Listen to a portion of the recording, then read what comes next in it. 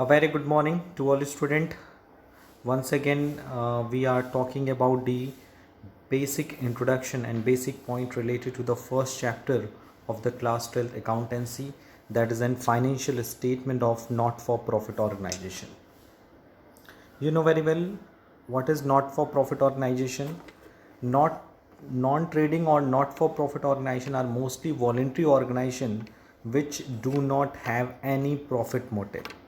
यानी वो ऑर्गेनाइजेशन जो कि बिना प्रॉफिट अर्न करने के एम से क्या होते हैं, क्रिएट किए जाते हैं, और ये सारे ऑर्गेनाइजेशन वॉलेंट्री होते हैं, इनका एम प्रॉफिट कमाना नहीं होता है।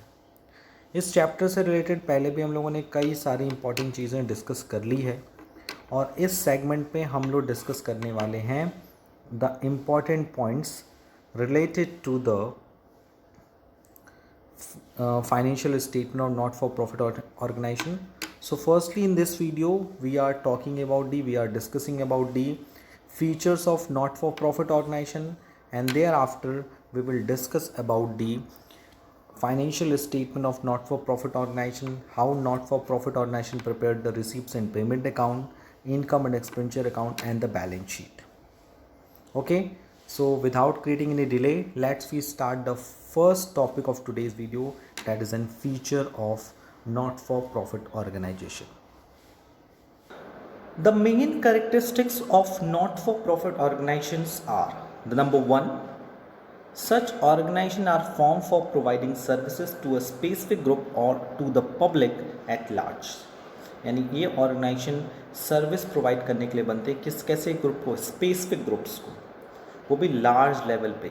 ऐसा नहीं कि छोटे छोटे लेवल्स पे not for profit organization formed होते हैं। इनका बेसिक पर्पस होता है सर्विस प्रोवाइड करना, वो भी एट लार्ज लेवल पे, जैसे कि education, health care, sports and entertainment. The main objective of these organisation is to provide service either free of cost और at a concessional rent and not to earn profit. और ये service provide करते हैं या तो पूरी तरह से फ्री में, फ्री ऑफ कॉस्ट, और एट अ कंसेशनल रेंट, या तो कंसेशनल रेंट पे सर्विसेज प्रोवाइड करते हैं, and not to earn profit. यानी बेसिकली हम बात करें, दो यहाँ टर्म आ गया, एक फ्री ऑफ कॉस्ट, एक कंसेशनल रेट। ये क्या होता है? फ्री ऑफ कॉस्ट का मतलब है कि ये अगर कोई स्कूल आपको फ्री में एजुकेशन देता है तो उसको हम बोलते हैं फ्री ऑफ कॉस्ट। लेकिन कंसेशनल रेट क्या होता है कि जब कोई और एनपीओ आपको सर्विसेज प्रोवाइड करता है और उसके लिए आपसे सिर्फ नॉमिनल चार्ज लेता है। जैसे अगर मार्केट रेट की बात करें तो फीस अगर 1000 पर मंथ है और ऑर्गेनाइजेशन सिर्फ आपसे 500 पर मंथ चार्ज कर रहा है, तो 500 आपके लिए क्या हो रहा है? कंसेशन हो रहा है। सो इस तरह के ऑर्गेनाइजेशन आपको या तो free of cost service provide करते हैं या तो किसी नॉमिनल चार्ज पे।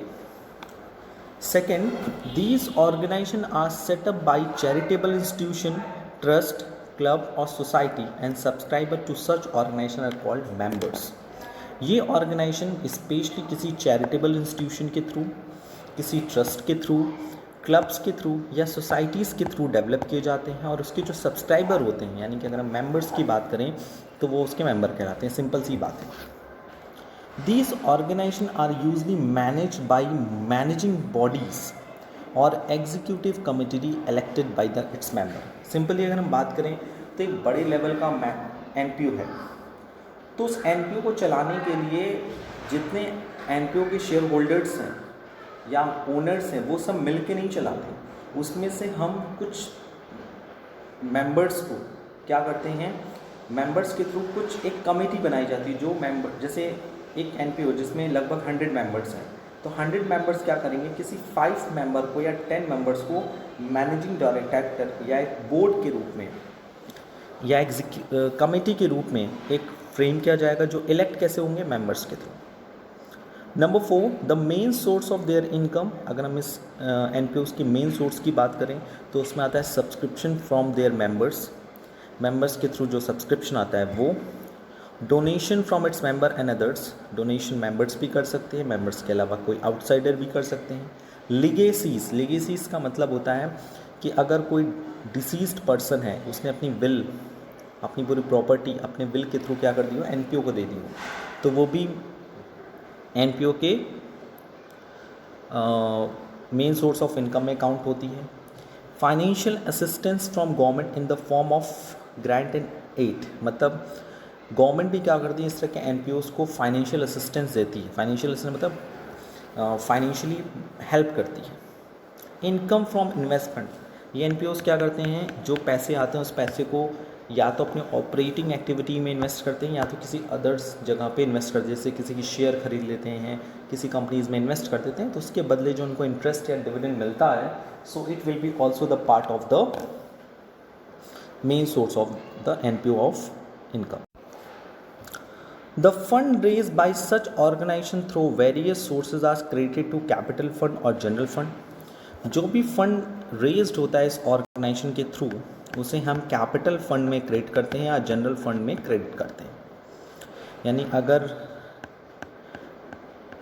ऑपरेटिंग एक्टिविटी करने से एनपीओ को फ़ायदा होता है, सो वो फ़ायदा कैपिटल फंड में ऐड होता है, और अगर कोई लॉस होता है तो वो क्या होता है, कैपिटल फंड से माइनस होता है। The surplus generated in the form of the excess of income over expenditure is not distributed among its member, it is added to capital fund. ये भी याद रखना है कि अगर ड्यूरिंग द ईयर एनपीओ का जो इनकम है वो उसके एक्सपेंडिचर से ज़्यादा होता है, तो उसे मेंबर्स के बीच में बांटा नहीं जाता। ये कोई प्रॉफिट ऑर्गेनाइजेशन नहीं कि फ़ायदा हो गया तो मेंबर्स उसको बांट के ख़त्म कर देंगे, नहीं। वो पैसे जो होते हैं उससे हम अपने एनपीओस की जो कैपिटल फंड है, यानी जो बिजनेस का पैसा है, उसी में ऐड बैक करते हैं और उससे उसकी कैपिटल को इंक्रीज़ करते हैं। These organizations are supposed to maintain proper books of account to meet the legal requirement and to exercise proper control over utilization of their funds। ये ऑर्गेनाइजेशन भी properly books of account prepare करते हैं ताकि उन्हें ये पता चल सके कि जो उनके पास फंड्स हैं उनका वो प्रॉपरली यूटिलाइजेशन कर रहे हैं या नहीं।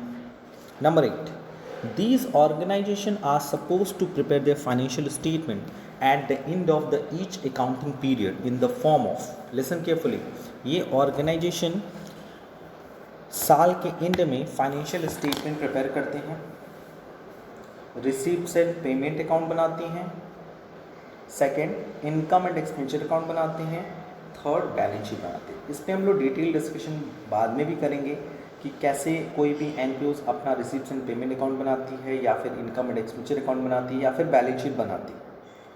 पहले तो हमें ये जानना बहुत ज़रूरी है कि ये जो ऑर्गेनाइजेशंस हैं ये किस तरह से receipts and payment account, income and expenditure account और बैलेंस शीट बनाती है, ओके। लेकिन इसके पीछे बेसिकली क्या रीजंस होते हैं ये भी जानना बहुत ज़रूरी है। सो ये ऑर्गेनाइजेशन क्या करते हैं, at the end of the year में फाइनेंशियल स्टेटमेंट बनाते हैं। उसमें फाइनेंशियल स्टेटमेंट में कौन कौन से 2 अकाउंट्स होते हैं statement. First account is receipts and payment account, second income and expenditure account, and third statement का नाम होता है balance sheet. The next point is the difference between not for profit organisation.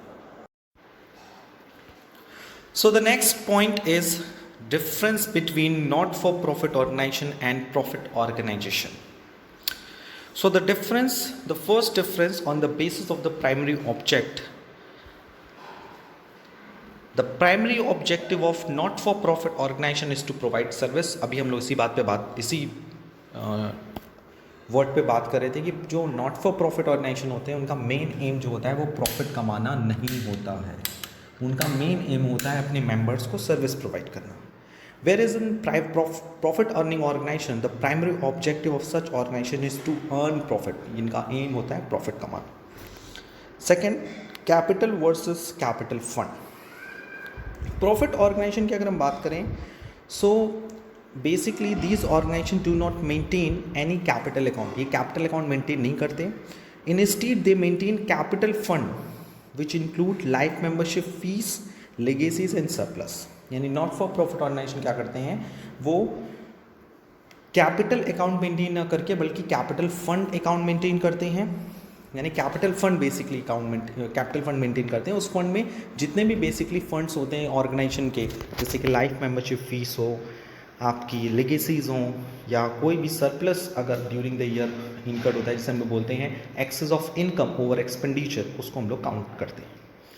In the case of profit earning organization they maintain a capital account as you know very well. इसमें हम laser बनाते थे, journal entries करते थे, ये सारी चीज़ें की जाती हैं. The third one is a surplus versus profit. Not for profit organisation में बेसिक कॉन्सेप्ट जो होता है वो होता है excess of income over expenditure या excess of expenditure over income. यानी या तो सरप्लस होता है या तो डेफिसिट होता है. तो the net result shown by the income and expenditure account is either surplus और deficit. And in the profit earning organisation the net result shown by the profit and loss is either net profit और net loss. Number 4 will be your financial statements. If we are talking about the financial statement of not-for-profit organizations, the financial statement of these organizations includes receipts and payment account, income and expenditure account, and balance sheet. Whereas financial statement of these organizations include manufacturing account, trading account, profit and loss account, and balance sheet. जैसा आपको पता है. So you can see that in the not-for-profit organization basically तीन तरह के statement prepare किए जाते हैं. Receipts and payment account, income and expenditure account and balance sheet. And if you are talking about the financial statement of profit organization तो वो पहले manufacturing concern manufacturing account बनाता है और ट्रेडिंग कंसर्न जो है सिर्फ ट्रेडिंग अकाउंट प्रिपेयर करता है, मैन्युफैक्चरिंग अकाउंट मेंटेन नहीं करता. And profit and loss account and balance sheet is compulsory for the manufacturing concern as well as for the trading concern. So ये देखा आपने the difference between the not for profit organization and profit organization. Let's we move to the next topic. The next topic is what is the first account, that is a receipts and payment account in case of the not for profit organization.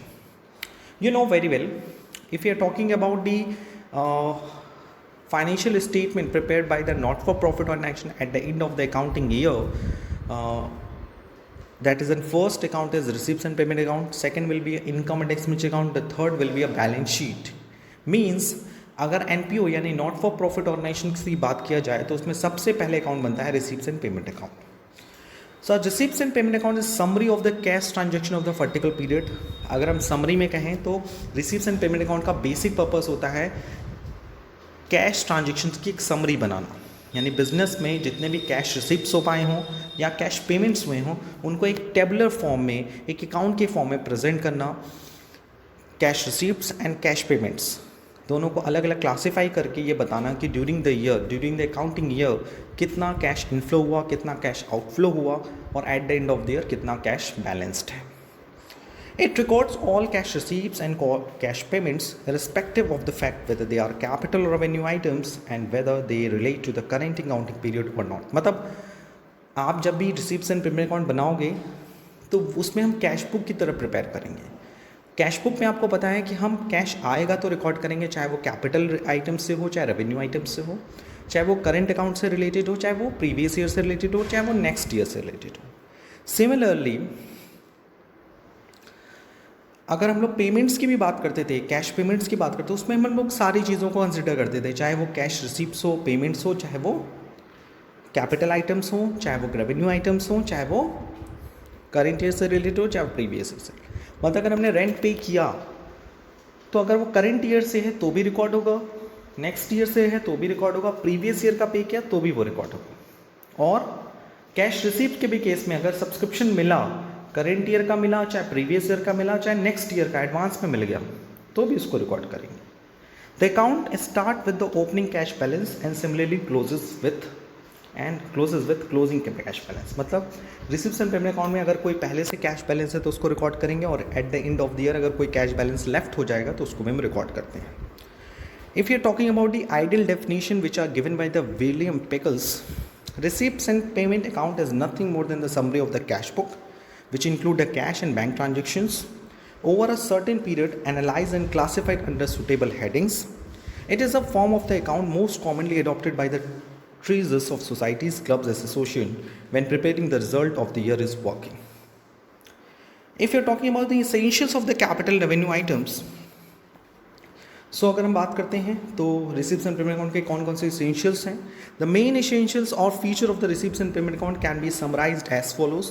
The number 1, receipts and payment accounts is a real account. यानी receipts and payment account एक real account होता है. Real account का rule क्या था? Debit what comes in and credit what goes out. यानी receipts and payment account के debit side में कैश कम्स को रिकॉर्ड करेंगे और क्रेडिट साइड में कैश आउटफ्लो को रिकॉर्ड करेंगे.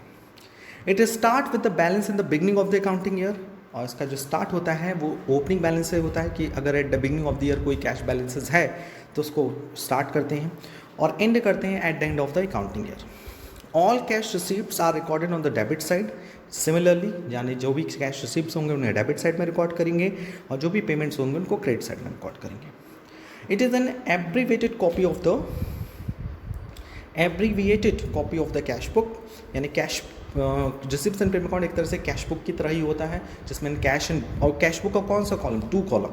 यानी कैश बुक 2 कॉलम का बनता था ना, cash column and bank column. इसमें कैश और बैंक कॉलम अलग अलग नहीं बनता है, एक साथ बनता है. चाहे कैश रिसिप्ट्स हो, चाहे कैश पेमेंट हो, बैंक रिसिप्ट्स हो या बैंक पेमेंट्स हो, सब रिकॉर्ड होगा एक जगह. It is concerned with an actual cash received or paid during the period and ignores outstanding and prepaid expenses as well as the accrued and unearned income. यानी इसमें हम cash receipts and cash payments को record करेंगे, चाहे वो current year से related हो, चाहे प्रीवियस ईयर के या फ्यूचर ईयर. ये बात याद रखिएगा हमेशा.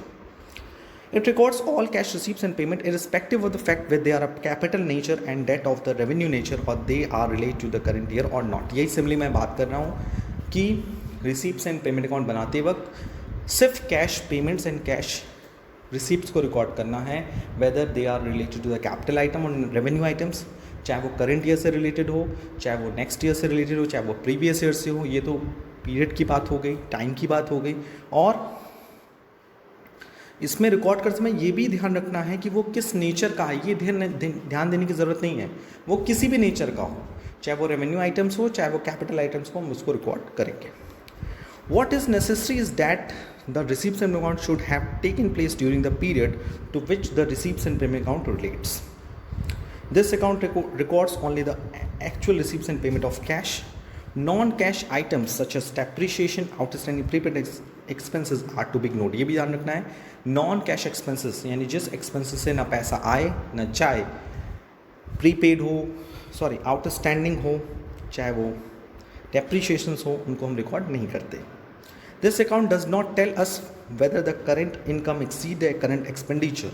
यानी current income and expenditures की हम बात नहीं करते. इसमें हम total incomes, total cash inflows and total cash outflows पे डिस्कशन करते हैं. Now you can see that this is a format of the receipts and payment account, and you can see that what is a basic concept related to the receipts and payment account. It is a first and very popular account which are prepared by the any kind of the NPO, and you know very well there are basically 3 types of the terms included by the not-for-profit organization in their financial statement. And if you are talking about the concept of the preparation of the receipts and payment account, so you can see that receipts and payment accounts is a summary of the cash receipts and cash payment during an accounting year, and in this account we record all the receipts and all the payments which are related to the past, present and future period, as well as the receipts and payment account contain the revenue and capital items in it.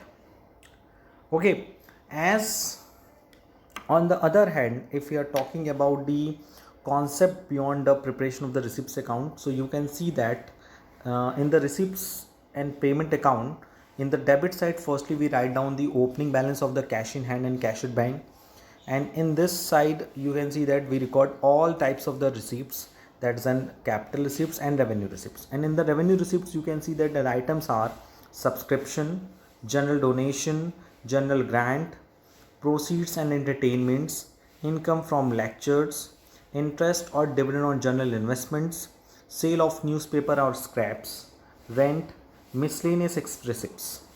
And if you are talking about the capital receipts, so in the capital receipt we include the endowment fund receipts, legacies, entrance fees, life membership fees, subscription for a specified purpose, donation and grant for a specified purpose, receipts on account of special funds, which is prize fund, match fund, tournament fund, sale of fixed assets, furniture, sports equipment, investments, and it also record the sale of fixed assets like a furniture, sports equipment, investment.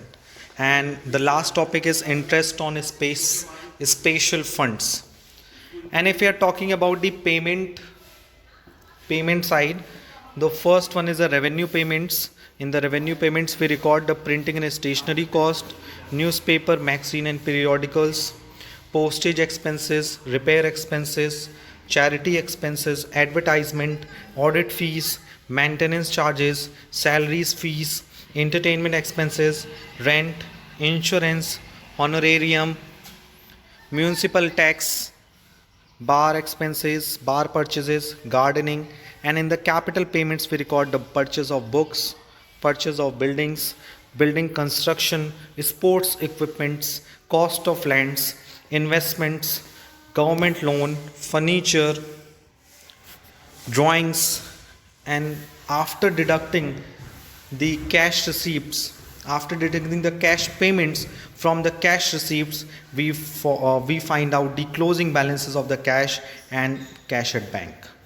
So this is a roughly format of the receipts and payment account, as you can see that. And in this account, in the debit side we record all the cash receipts, and in the credit side we record all the cash payments. Okay, and thereafter we will move to the discussion about the steps in the preparation of the receipts and payment account. Okay, so let's move to the next topic. So what are the steps in the preparation of the receipts and payment account? So the first steps which we will take in the preparation of the receipts and payment account, that is, and first of all take the opening balance of cash in hand and cash at bank and enter them on the debit side of the receipts and payment account. यानी सबसे पहले हम cash in hand और cash at bank का जो opening balance होता है उसे debit side of the receipts and payment account में रिकॉर्ड करते हैं. And if there is bank overdraft at the beginning of the year, enter the same on the credit side of the receipts and payment account. और अगर कोई bank overdraft होता है beginning में, यानी नेगेटिव बैलेंस होता है ऑफ द कैश, तो उसे हम रिसीप्ट्स एंड पेमेंट अकाउंट के क्रेडिट साइड में राइट डाउन करते हैं. The second is show the total amount of all receipt on its debit side irrespective of their nature, whether these are capital or revenue nature. उसके बाद हम total amount को show करते हैं सारे रिसिप्ट्स को डेबिट साइड में और सारे रिसिप्ट्स को डेबिट साइड में, चाहे वो कैपिटल नेचर का हो चाहे रेवेन्यू नेचर का हो, सबको हम क्या करते हैं debit side of the receipts and payment account में शो करते हैं. और number second and very important information is whether these receipt related to the past, current and future year. यानी ये वो जो रिसिप्ट्स हैं वो चाहे वो किसी भी पीरियड से रिलेटेड हो, चाहे वो पास्ट पीरियड से रिलेटेड हो, चाहे वो करेंट पीरियड से रिलेटेड हो, चाहे वो फ्यूचर पीरियड से रिलेटेड हो. यानी कि पॉइंट नंबर 2 ये है कि हम क्या करते हैं, जो total amount of all receipts हैं, जितना पैसा हमें मिला उसे हम डेबिट साइड में रिकॉर्ड करते हैं, चाहे वो कैपिटल नेचर का हो या रेवेन्यू नेचर का हो. और साथ ही साथ हम सारे रिसिप्ट्स को रिकॉर्ड करते हैं, चाहे वो करंट ईयर से रिलेटेड हो, चाहे वो प्रीवियस ईयर से रिलेटेड हो, चाहे वो नेक्स्ट ईयर से रिलेटेड हो.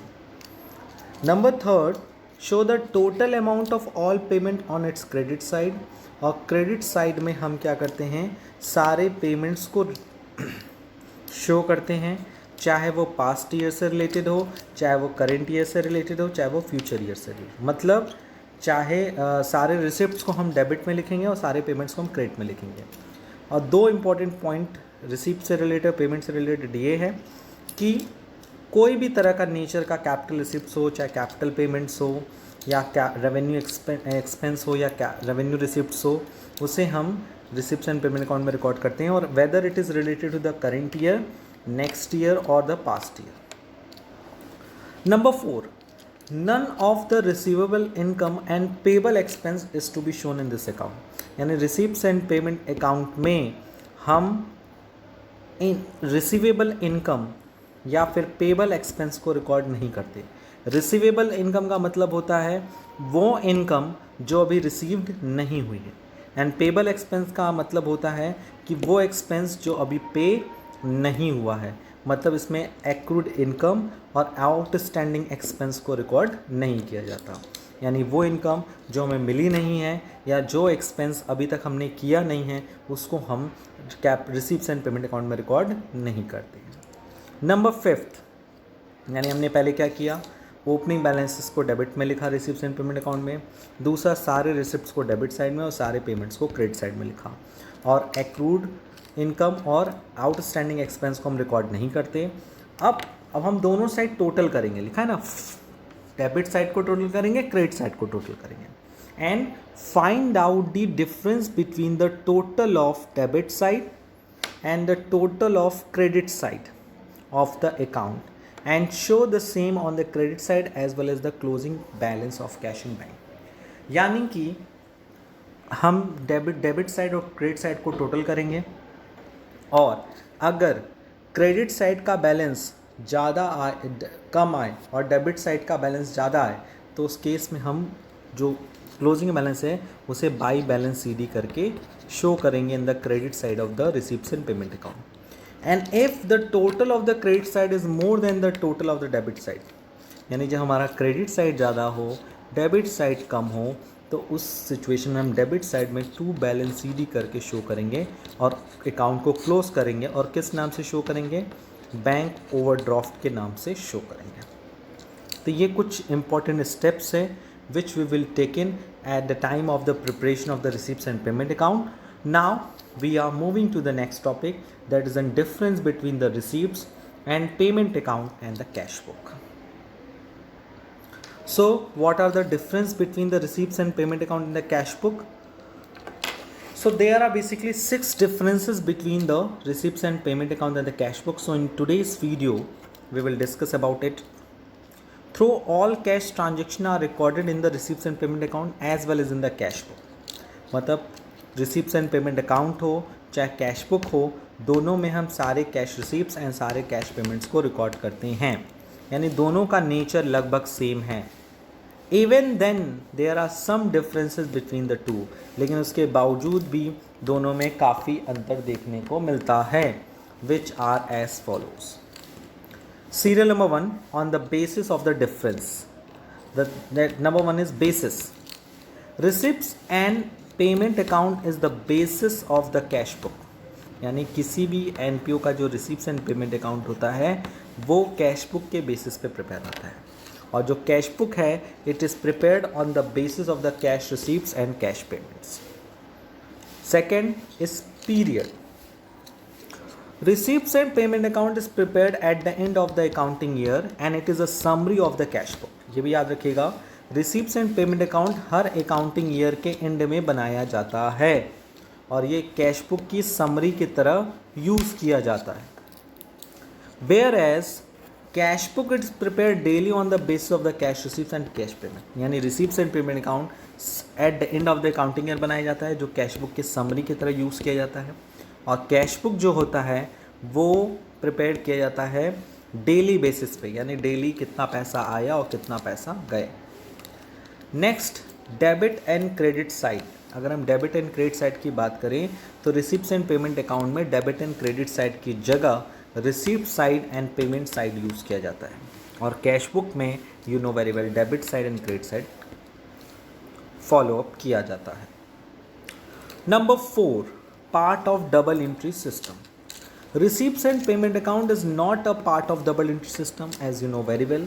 जो receipts and payment account होता है वो double entry system का part नहीं होता है, whereas cash book is a part of the double entry system। cash book double entry system का part होता है। double entry system you know very well। in the double entry system every transaction has two at least two effect, and in which first is debited and another is credited। So receipts and payment account जो होता है वो double entry system का part नहीं होता है, cash book part होता है। लेज़र फोलियो की कॉलम की बात करें so you know very well, receipts and payment account में हम लेज़र फोलियो नहीं का कॉलम नहीं होता। जैसे अगर आप देखो तो इसमें कहीं भी लेज़र फोलियो का कॉलम नहीं है, लेकिन कैश बुक में आपको याद होगा हम लोग लेज़र फोलियो के कॉलम को कंसीडर करते हैं। And last one is a prepared by. Receipts and payment account is prepared by not for profit organization।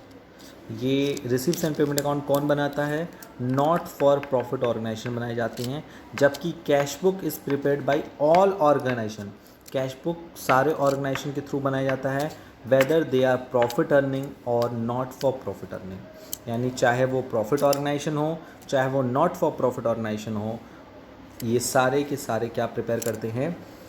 Cash book prepare करते हैं। सो you can see that the difference between receipts and payment account and the cash book on the basis of the basics, period, debit and credit sides, part of double entry system, ledger folio column and prepared by. Okay, so I request to all the students, please note down these notes in your copy properly. So I hope today we cleared all the topics very easily. आज के लिए इतना ही. Thank you, thanks a lot and take care.